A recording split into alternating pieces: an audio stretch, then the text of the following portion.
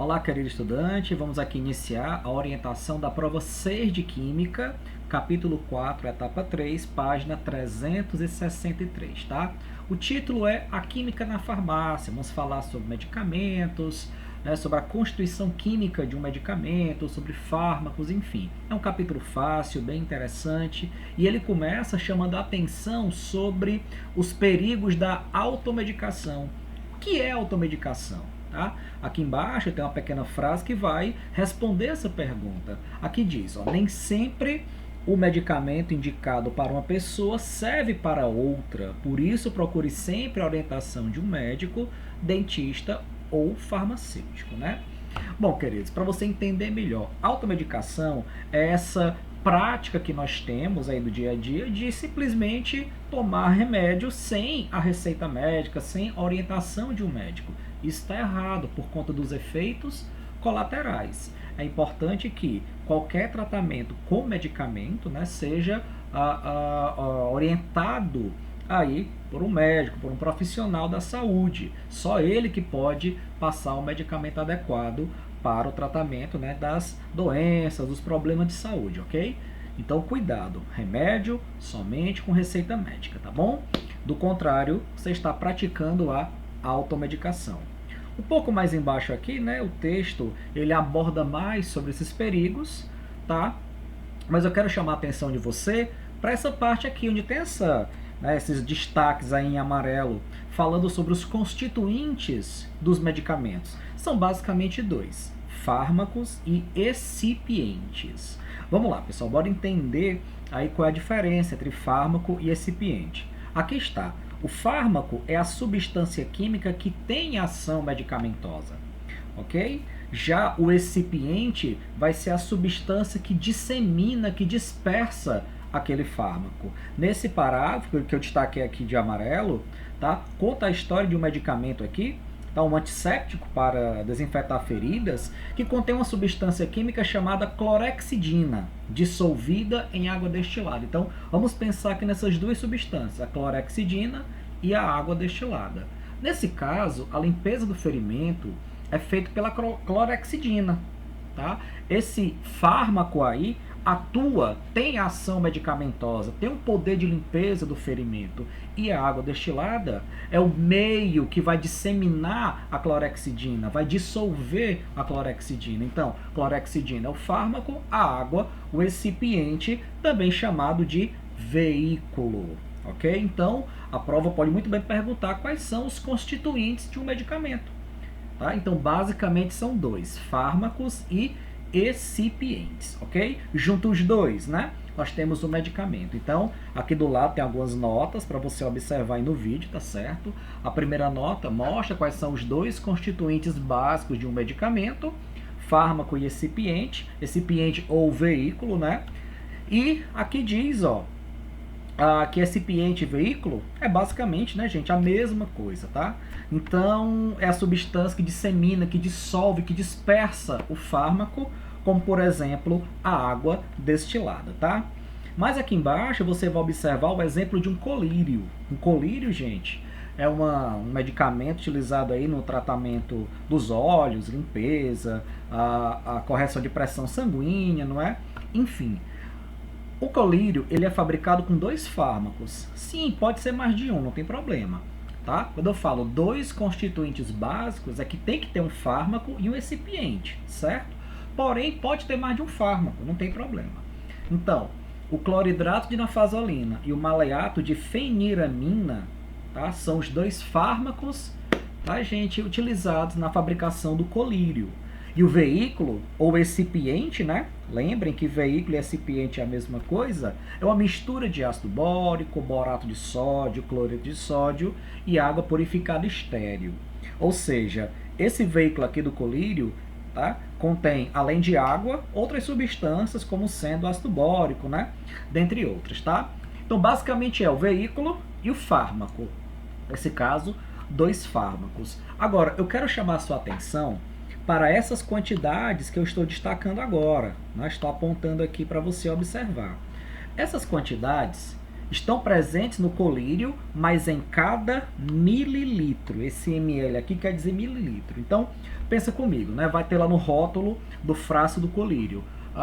Cada mililitro tem 0,25 miligramas do cloridrato e 3 miligramas do maleato. E isso é proporcional, tá? Então, cada mililitro tem essas quantidades. 2 mililitros teria quanto de cloridrato, teria quanto de maleato? Teria 0,50 de cloridrato e 6 miligramas de maleato, porque essas quantidades é para 1 ml. Para 2 é o dobro, para 3 é o triplo, para meio mililitro seria a metade, para 10 mililitros, né, por exemplo, seria aqui 2,5 e aqui seria 30, ok? Mas eu estava aqui olhando um frasco de um colírio que eu tenho e no frasco desse colírio só tem 15 mililitros, ou seja, o conteúdo do frasco, né, tem um volume de 15 mililitros. Então, gente, pegando essa proporção, 15 mililitros desse colírio tem 3,75 miligramas de cloridrato e 45 miligramas de maleato, não é? O que foi que eu fiz então? Se essa quantidade aqui, 0,25, está para 1 ml, né, para cada 1 ml, então eu só fui multiplicar 0,25 por 15, que é o volume total aqui do meu frasco de colírio, e peguei o 3 e multipliquei por 15, que é o conteúdo, né, a quantidade do meu frasco de colírio, tá certo? Pode cair uma questão na sua prova pedindo para fazer um cálculo parecido, ok? Fique atento, tá bom? Vamos lá. Ok, queridos, continuando aqui a nossa orientação, vamos agora falar sobre os nomes dos fármacos. Eu quero logo adiantar para vocês que existem 3 tipos de nome para os fármacos, que são nome oficial, nome usual e nome da marca registrada. O nome oficial é um nome mais técnico, mais científico, até difícil de ser mencionado, né? Para quem não tem costume de tratar com essa nomenclatura diariamente, né? E o nome usual é aquele nome mais popular, mais prático, que todo mundo já conhece. E o nome da marca registrada também é uma forma de facilitar, né, a identificação de certos medicamentos através do nome do fármaco, ok? O livro traz um exemplo muito interessante que eu tenho certeza que todos vocês conhecem. Olha só, até já destaquei aqui para vocês esse nome que é oficial. Veja que é até complicado mencioná-lo, né? Ácido 2-acetil-oxibenzoico. Um nome estranho, né? Difícil, grande, tá? Que não é o nome que a gente usa para se referir aos medicamentos na farmácia. Se você chegar numa farmácia agora para comprar esse medicamento utilizando esse nome aí, utilizando essa denominação, o balconista não vai nem saber o que é que você quer, não vai entender. Por quê? Porque ele não está instruído a trabalhar, ele não foi treinado para trabalhar com esse tipo de nomenclatura. Na verdade, o balconista, até mesmo o médico também, tá, pessoal?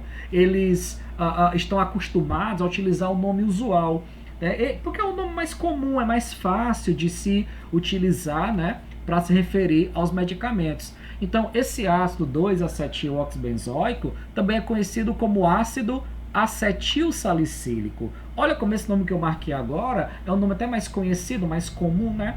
Tenho certeza que você já deve ter ouvido falar. Ou então, a abreviação dele, que é AAS, né? Quem nunca foi na farmácia comprar AS? Então, se você chega lá agora e falar assim, ó, balconista, eu quero comprar ácido 2-acetil-oxibenzoico, ele vai se assustar. Ele não vai entender o que é que você quer a princípio. Talvez até saiba, né? Mas a maioria, né, gente, não está acostumada a trabalhar com esse nome aí oficial, esse nome tão químico, tão técnico, né, tão científico. O costume mesmo, que é mais comum, é se utilizar a nomenclatura usual. Então, se você chegar lá agora e falar, eu quero comprar AS, ou ácido acetil salicílico, imediatamente ele já vai saber o que é que você quer, não é? Então, gente, o nome usual é uma forma mais prática, né, mais comum de se referir, né, gente, aos fármacos dos medicamentos, tá certo? E também existe o nome da marca registrada, como, por exemplo, aspirina, tá? Então, aspirina é o nome de uma marca, e a aspirina é um medicamento, né, esse nome é da marca, mas é um medicamento que contém o ácido acetil salicílico, que contém o AS, que é a mesma coisa que ácido 2-acetil-oxibenzóico. Entenderam aí, gente, né? Essa relação entre os nomes. Então, só para resumir, vamos aqui analisar, pessoal, essa notinha que eu coloquei aqui ao lado, tá certo? Ácido 2-acetil-oxibenzóico é o quê? O nome oficial.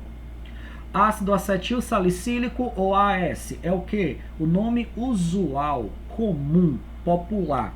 E aspirina é o quê? Marca registrada. Os três nomes se referem ao mesmo medicamento, que nós conhecemos como AS. Deu para entender? Se sim, né?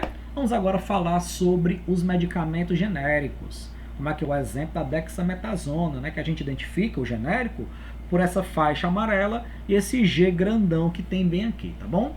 Para você entender um pouco sobre o que é um medicamento genérico, basta colocar na sua cabeça que medicamento genérico não quer dizer medicamento falsificado. Tem muita gente que tem essa mania de achar que genérico é medicamento falsificado, e não é. Tá, gente? Isso é errado. Medicamento genérico é simplesmente medicamento mais barato. Então, existem dois tipos, né, de medicamento tomando esse contexto, né, pessoal, dos genéricos, tá? Que é o genérico e o não genérico. Mas a diferença entre eles, pessoal, é o laboratório. Tá? Além de serem mais baratos, como eu já mencionei, também é o laboratório que fabrica esses medicamentos. O não genérico, vamos dizer assim, o não genérico, ele é fabricado em laboratórios maiores, mais famosos, mais conhecidos, né? Laboratórios de ponta. E vocês sabem que tudo que é de ponta, que é de marca conhecida mundialmente, é mais caro. E os genéricos são fabricados em laboratórios menores, laboratórios, né, mais comuns. Né? Ó, tá aqui, ó, laboratórios menores e menos famosos, certo? E o genérico e o não genérico agem no organismo da mesma forma. Tá? E esse princípio é chamado de bioequivalência. Todo medicamento genérico passa por todos os testes de controle de qualidade, tá, gente? E tem que ser aprovado pela Anvisa. Tá? Agência Nacional de Vigilância Sanitária. Tá? Essa entidade, pessoal, tem que aprovar, tá, o medicamento genérico. Provar e comprovar a eficácia dele no combate à doença. A doença, ok? Então, gente, a bioequivalência é isso, tá? É quando dois medicamentos diferentes agem da mesma forma no organismo, ok? Lembrando que o genérico é fabricado em laboratório menor, menos famoso e é mais barato. O não genérico é produzido em laboratório mais famoso e, consequentemente, vai ser mais caro. É só isso. Hoje em dia, até os médicos estão prescrevendo medicamentos genéricos. Então, cabe a você aceitar, confiar no seu médico, tá? E, claro, comprar os genéricos, que você vai economizar aí uma boa grana. Ok? Bom, outra coisa interessante sobre os medicamentos é a tarja. Quem nunca ouviu falar da tarja, não é? Inclusive aqui na dexametasona, essa faixa vermelha aqui é chamada de tarja, é um medicamento targeado, ok? E existem 3 tipos de medicamento com relação à tarja. Quais são eles? O tarja vermelha, como a dexametasona aqui acima, o tarja preta, não tem nenhuma imagem aqui no livro, e também medicamentos sem tarja, né, os não targeados. Bom, a tarja, gente, é uma classificação brasileira, tá? E cada categoria, tarja preta, tarja vermelha e sem tarja, mostra o risco que aquele medicamento pode oferecer. Vamos começar com tarja preta, né? Não sei se vocês já ouviram falar, né, pessoal, de diazepam, ok? Rivotril, medicamentos que são utilizados para tratar doenças mais específicas, né? Aquelas doenças que não atingem a maioria das pessoas. Tá? Nem sempre uma pessoa acaba precisando, né, de um antidepressivo. Né? Esses medicamentos são mais fortes, não é? Então, pessoal, tarja preta é isso, é aquele medicamento utilizado para combater, por exemplo, crise de ansiedade, depressão, pessoas são nervosas demais, calmantes, enfim, tá certo? Então, são medicamentos que apresentam um alto risco, né? Alto risco de quê? De morte, ok, pessoal? Não pode ser usado sem prescrição médica. E outra coisa interessante, olha só, as receitas, elas ficam retidas nas farmácias, tá? Ou seja, pessoal, quando você vai comprar um tarja preta, a farmácia retém tá? Ela fica com aquela receita, você não sai da farmácia com ela. Tá, pessoal? Então, tarja preta é isso. Já o tarja vermelha, não. É um medicamento que oferece um risco de morte bem menor, se comparado ao tarja preta. Também só pode ser vendido com receita, ok, pessoal? Aqui diz, ó, não apresenta risco de morte, né? Um risco menor, mas apresenta efeitos colaterais. Isso aqui é interessante, né? Que vocês percebam, tá certo? Então, pessoal, a tarja vermelha, como aqui é a dexametasona, pode ser vendido somente com a receita médica, tá? O risco oferecido é menor, tá, gente? Não oferece risco de morte em si, porém, né, tem os seus efeitos colaterais. Em compensação, o sem tarja é aquele medicamento que pode ser vendido sem a receita, é aquele medicamento que não oferece risco de morte algum, tá ok? Eu estou falando, por exemplo, pessoal, de uma pastilha para garganta, tá certo? Medicamentos esses que são mais simples, né? Então, antiácidos, por exemplo, né? São medicamentos, ok, pessoal, que não precisam de receita médica para ser vendidos. Então, a caixa lá não vai ter tarja nenhuma, tá certo? Então, só para recapitular, existe medicamento tarja vermelha, tarja preta e sem tarja. A diferença, vamos lá. O sem tarja, né, não oferece risco de morte, não precisa de receita. Tarja vermelha oferece um risco menor, precisa de receita. O tarja preta precisa de receita, risco maior e a receita é retida na farmácia, ok? Então tá aí essa informação para vocês, tá bom? Por falar em medicamento sem tarja, vamos falar um pouquinho sobre os antiácidos, né?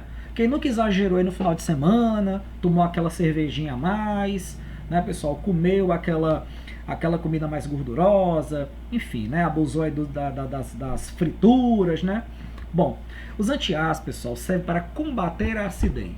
A palavra antiácido quer dizer combater a acidez. Não existe, por exemplo, o esquadrão antibomba, né? Combater a bomba, então antiácido é combater a acidez estomacal, tá certo? No processo de digestão, pessoal, tá? Ocorre a participação aí da saliva, do suco gástrico presente no estômago, tá? E desse conteúdo duodenal, do intestino delgado, tá certo? Você consegue perceber aqui o pH em humanos, tá, gente? De cada componente aí que participa do processo de digestão, tá certo? O pH significa potencial hidrogênio iônico. É uma escala que só vai de 0 até 14 e serve para medir a acidez ou basicidade das soluções, tá? Um pH igual a 7 indica solução neutra, aquela que não é ácida e nem é básica. Porém, qualquer pH abaixo de 7 indica solução ácida. pH acima de 7, solução básica ou alcalina. Não esqueça desse detalhe, por favor, tá certo? Bom, vamos lá. O suco gástrico, você pode ver nessa tabela, ele tem pH de 1 a 3. De acordo com o que eu mostrei anteriormente, olha só, de 1 a 3, então o suco gástrico é uma solução ácida, muito importante para o processo de digestão, ok?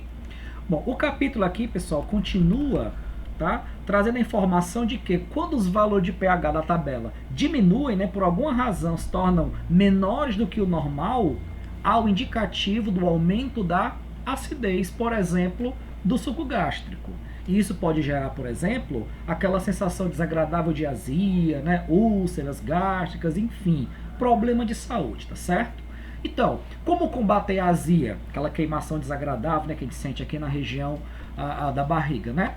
Gente, a azia é combatida a partir de um antiácido. Todo antiácido são substâncias básicas, ou seja, são substâncias com pH acima de 7, como o leite de magnésia, por exemplo, a solução de bicarbonato.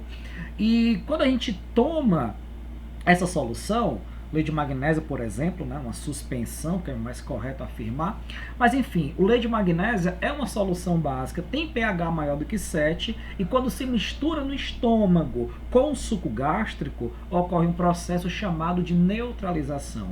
Então, a basicidade lá do leite de magnésia combate a acidez do estômago. Por isso que o leite de magnésia é chamado de antiácido, que tem essa capacidade de combater a acidez estomacal, através de um processo chamado de neutralização, ok? Então, a neutralização ocorre e faz com que o pH do estômago aumente. E aumentando o pH do estômago, né, a gente vai ter aquela sensação de alívio da azia, né, aquela sensação desagradável de azia, né, pessoal, vai diminuir e vai passar, tá certo? Portanto, tá, aqui diz que os antiácidos são constituídos por um ou mais fármacos que têm propriedades básicas, substâncias básicas como o leite de magnésia, que contém hidróxido de magnésio, solução de bicarbonato, que contém um bicarbonato de sódio, tá?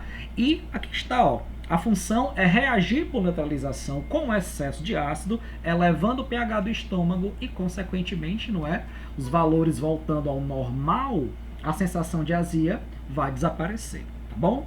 Muito importante, né, pessoal, vocês saberem dessa informação. E olha só um detalhe importante bem aqui. Todo antiácido é medicamento, né, sem tarja, como eu já comentei anteriormente, tá certo? Então é isso, pessoal. Olha só. E os antibióticos? Será que os antibióticos servem, por exemplo, para curar, né, essa nova doença, pandemia que está assolando o Brasil e o mundo hoje em dia, que é o Covid-19, o famoso coronavírus? Será que existe um antibiótico capaz de, né, exterminar o coronavírus no mundo? O que vocês acham, pessoal? Posso curar uma gripe, por exemplo, com antibiótico? Resposta é não. Por quê? Gente, olha só essa parte que eu marquei bem aqui. Fármacos, tá, que matam ou inibem o desenvolvimento de bactérias causadoras de infecções. Então, pessoal, os antibióticos são medicamentos utilizados para combater infecções causadas por bactérias. Lembrem disso, tá? O Covid-19, né, o coronavírus, a gripe também, né, são doenças causadas por vírus. Então, o antibiótico não vai ter eficácia no combate a essas doenças virais. Mas os antibióticos terão eficácia no combate a infecções causadas por bactérias, né? Infecções bacterianas, tá bom? Um pouco mais embaixo aqui, pessoal, nós temos esse teste chamado de coloração de Gram, tá? Que é bem simples. Imagine vocês aí, né, diferentes culturas de bactérias recebendo um corante, que pode ser o violeta de genesiana, tá? Cristal violeta, metilvioleta, enfim, né? E também uma solução de iodo para adquirir uma coloração, né, pessoal, bem característica, né? Uma coloração mais escura, né, pessoal, entre o iodo e o corante, tá certo? Então, ao adquirir essa coloração, pessoal, a cultura de bactéria, tá, ela pode ou não resistir à descoloração com álcool. O teste, na verdade, consiste não é na coloração, mas na descoloração, tá? Então, as bactérias gram-positivas são aquelas que tomam o gram, ou seja, se aplicar álcool a elas, elas não vão descolorir, elas resistem à descoloração com álcool. Já as gram-negativas, elas não tomam o gram, ou seja, elas não resistem e são descoloridas a partir da adição de álcool, né? E uma descoloração fácil, como fala aqui o finalzinho desse trecho, tá bom? Então, diferenciar tipos de bactérias através desse teste, por exemplo, é interessante para poder entender qual é o melhor antibiótico para agir, tá, pessoal, sobre, né, essa bactéria. E essa ação, ela ocorre basicamente na célula da bactéria, tá certo? Aqui diz, pessoal, que no geral, tá, os antibióticos inibem a produção de alguma substância dispensável para o crescimento e a multiplicação das bactérias. Então, vai haver a inibição de alguma substância que seria, né, essencial para o crescimento, para o desenvolvimento, para a multiplicação dessas bactérias, tá certo? E mais aqui à frente, né, na próxima página, página 369, tá, nós temos aqui, né, um parágrafo que vai falar sobre as sulfas, tá? As sulfas são substâncias, né, uma classe, na verdade, de antibióticos, ok? Atualmente utilizada apenas em algumas infecções específicas, mas que possuem um grande papel histórico por terem sido a primeira classe de antibióticos empregada no tratamento das infecções. A primeira classe de antibióticos, tá, gente, foram as sulfas. E sulfas, esse nome sulfa, vem de enxofre, tá? É do latim, ok, pessoal? Então, sulfa é uma substância que age como antibiótico que tem enxofre na estrutura. Olha só esse exemplo bem aqui. O S que acabei de marcar, gente, é um enxofre. Então, por ter enxofre na estrutura, é uma sulfa. Nessa outra, tem enxofre bem aqui. Então, por ter enxofre na estrutura, também, né?